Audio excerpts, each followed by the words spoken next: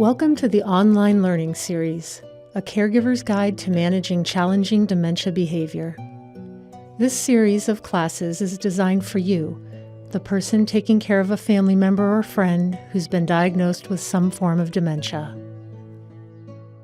Here, you'll learn about dementia and how it affects people, what you can and cannot change, how to accept functional and cognitive abilities and limitations, and how to take better care of a person with dementia.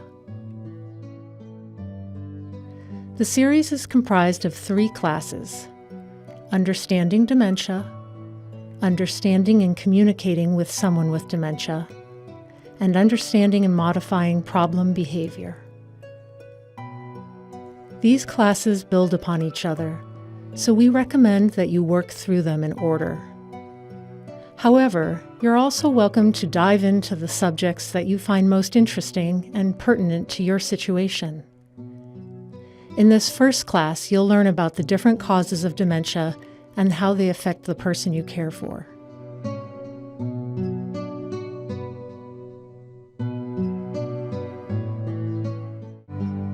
Can you define dementia? Do you know the difference between dementia-related changes and normal age-related memory changes?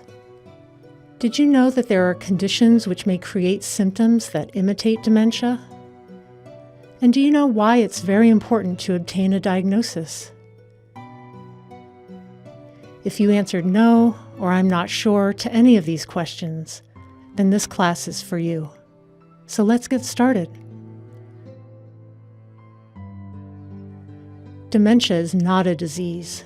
It's actually an umbrella term for a group of symptoms. Alzheimer's disease, for example, is just one type of dementia.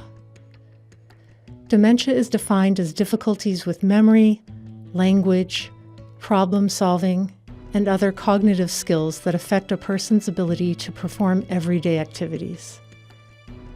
It's important to note that dementia is not part of the normal aging process. So how do you tell the difference? The key is whether or not the memory and cognitive changes you experience affect your ability to perform everyday activities. Let's look at some common symptoms of normal aging versus those of dementia. Normal aging can cause a person to sometimes forget part of an experience, like a name or an appointment, but they're usually remembered later.